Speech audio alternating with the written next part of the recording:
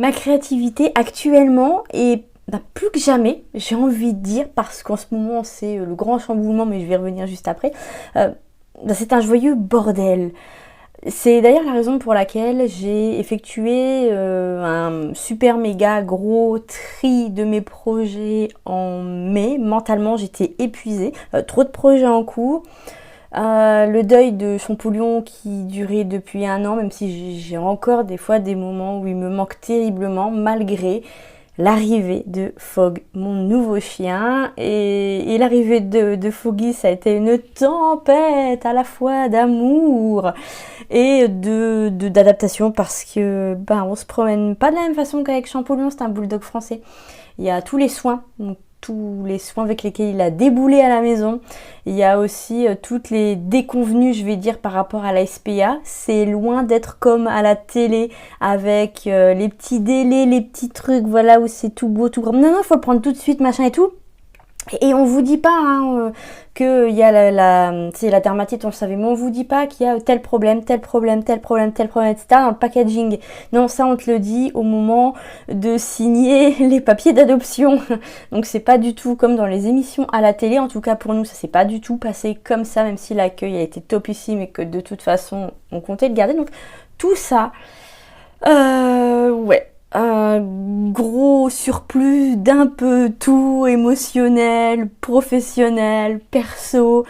Et je m'étais dit qu'un bon gros tri à ce niveau-là, ça me ferait énormément de bien pour y voir plus clair et aussi pour être active tout en restant disponible pour que Fogg s'adapte à sa nouvelle vie, et aussi moi par rapport aux horaires des promenades, par rapport aux soins, par rapport à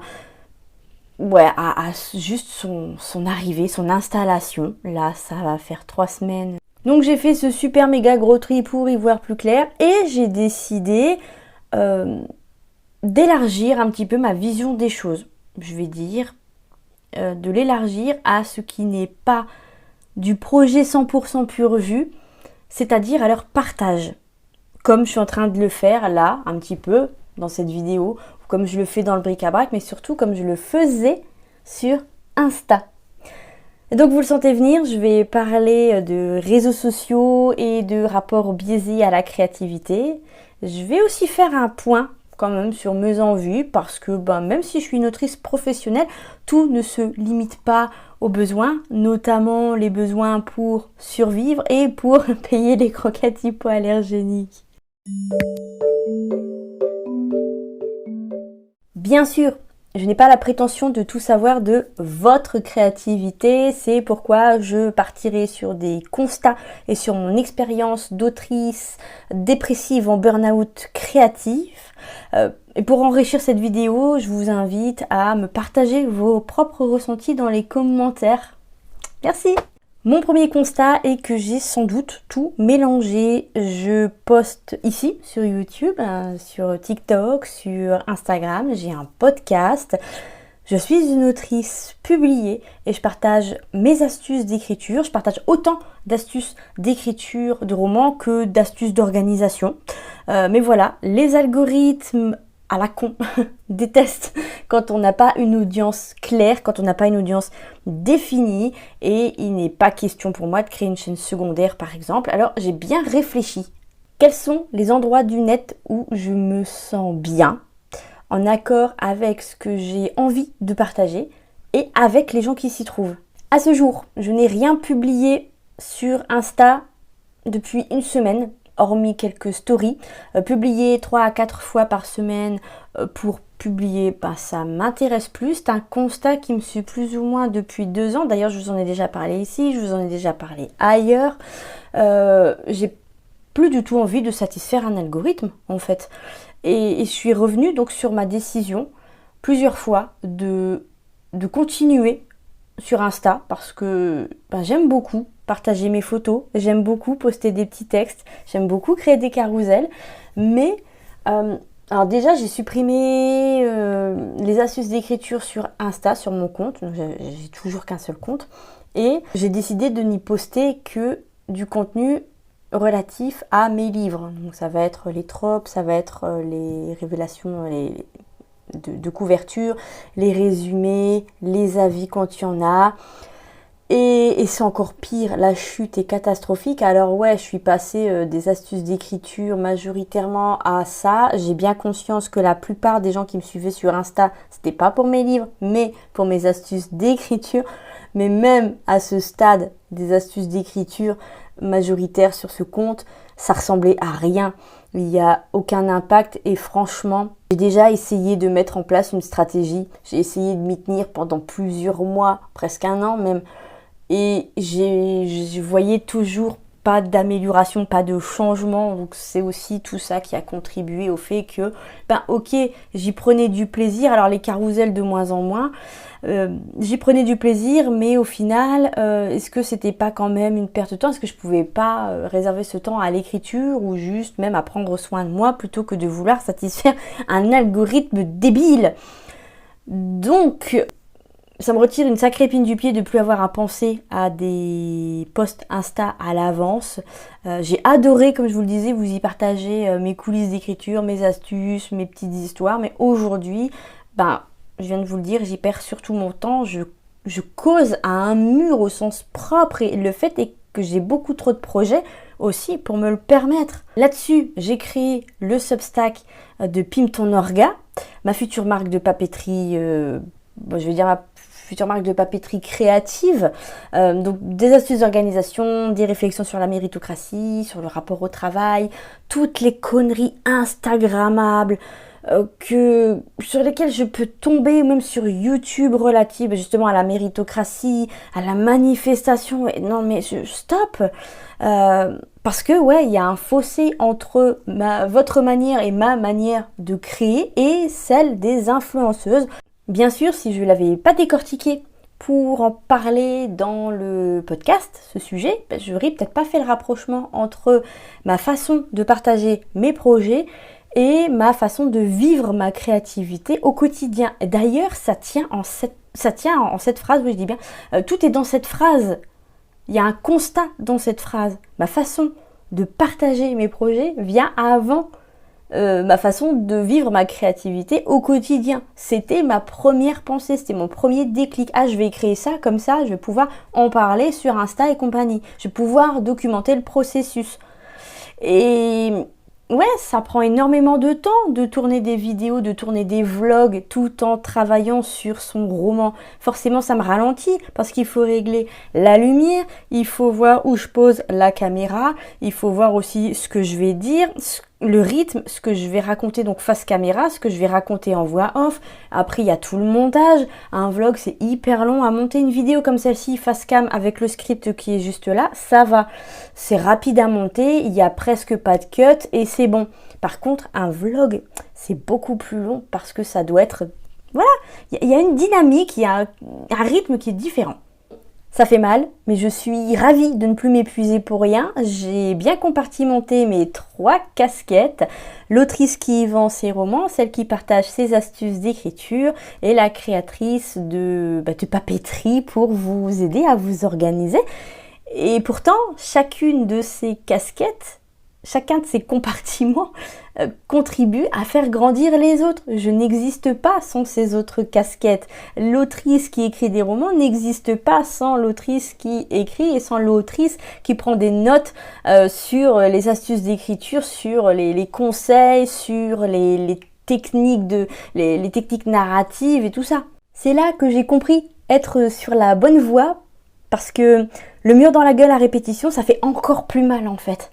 Il est tout à fait possible de créer et de s'épanouir dans cette créativité sans tout partager, sans vouloir tout documenter. C'est possible de réapprendre à créer pour soi-même, peu importe la raison pour laquelle on le fait, qu'on commence une nouvelle activité, qu'on en reprenne une ou qu'on en change, qu'on en poursuive une autre. C'est tout à fait possible de se réapproprier les règles du jeu, lesquelles n'ont jamais consisté à poster les coulisses de son roman en cours d'écriture, de sa peinture, de ses coloriages. Alors ouais, c'est très satisfaisant à filmer, j'adore ça. Sortir la caméra pour vous filmer des mises à jour, mais aussi j'adore bidouiller mes trucs dans mon coin.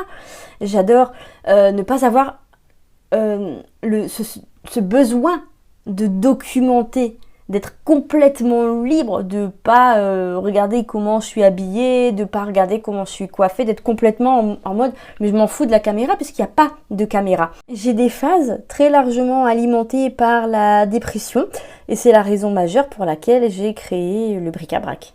Mais si on partage rien, alors notre audience ne sait rien et par conséquent elle ne peut pas s'intéresser à ce qu'on fait puisqu'elle ne sait pas ce qu'on fait.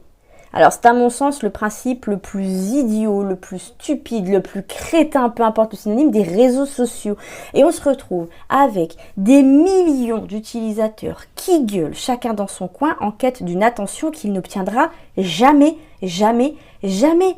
Parce que les posts à base de « dites-moi que je suis pas la seule », bah évidemment que t'es pas la seule. Et deux, non, Marie-Chantal, les photos de ton enfant, qui n'est pas la 8e merveille du monde accessoirement, bah, je suis désolée de te le dire, mais on s'en fout, sauf si on est un pédophile.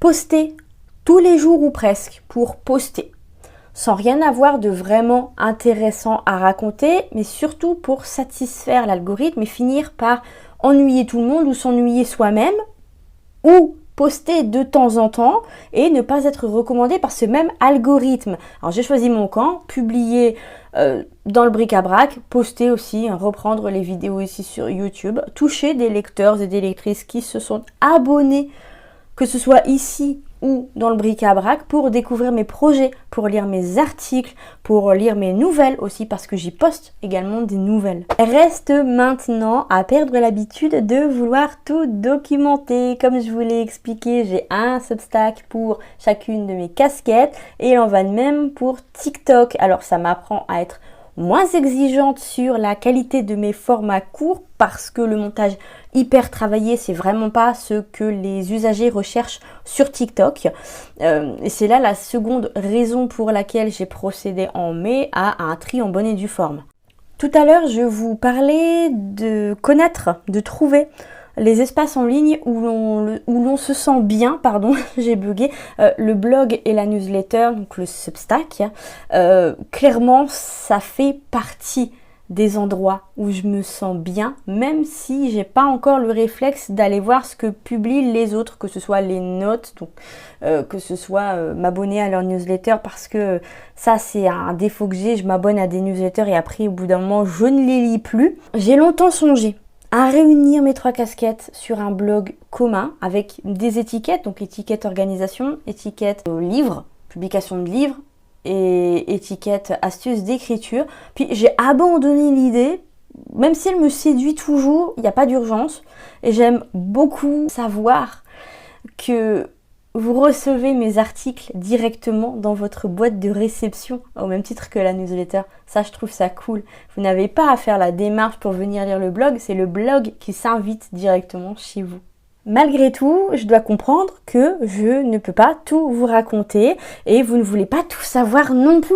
Je suis pas l'une de ces influenceuses dont vous suivriez les moindres faits et gestes et je me refuse à le devenir. Quand bien même le nombre d'abonnés suivrait, franchement, c'est absolument pas mon délire. Et dans la même veine, je me refuse à vous proposer des formats sophistiqués qui perdraient forcément en spontanéité.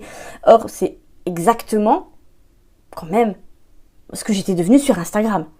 Je voulais qu'à chaque fois ce soit parfait, même les Reels. Et pareil pour les shorts, vraiment je travaillais au maximum. Et c'est sain pour personne en fait. Il n'y a pas ce côté spontané comme je vous le disais et moi je perds un temps fou là-dedans alors que mon métier de base c'est d'écrire des romans, pas de monter des putains de vidéos. À quoi bon créer, surtout si personne ne nous regarde? Là je parle essentiellement d'Instagram. Si personne ne voit le résultat, pourquoi s'obstiner alors que d'autres font des millions de vues en testant un café de céramique, par exemple, un café céramique accessoirement dans lequel ils ne foutront jamais les pieds parce que bon, c'est bon, la vidéo elle est tournée. Donc ils n'y retourneront qu'une seule fois pour récupérer leur œuvre d'art. Et puis après, on n'en entendra plus jamais parler de ce truc absolument pépite, nouvelle passion et que sais-je encore. Alors ouais, pourquoi on ferait tout ça? Pourquoi on s'obstinerait à créer, même pour soi, alors que personne ne voit ce qu'on crée? Ben, pour le plaisir, bordel de merde, pour développer des aptitudes, pour penser à autre chose, se vider la tête, pour expérimenter, pour prendre du temps pour soi-même. Il y a plein de raisons de se lancer dans une activité créative ou d'en poursuivre une autre. Et toutes ces raisons, d'ailleurs, se valent. Si c'est pour la course au like, c'est aussi et surtout accorder trop d'importance à une sorte d'entité qui gère nos vies depuis trop longtemps. Malheureusement, j'ai nommé l'algorithme.